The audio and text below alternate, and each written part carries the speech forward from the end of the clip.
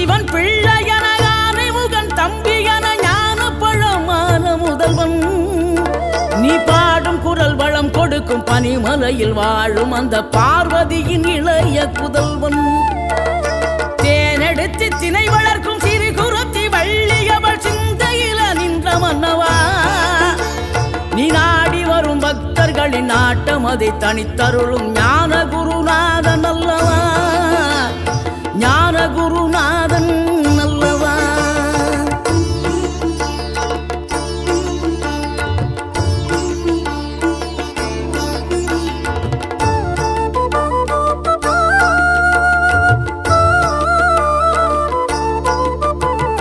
நினைக்கின்ற பொழுதெல்லாம் நிகரில்லா பக்தி ரசம் கொடுக்கின்ற சக்தி வேலும்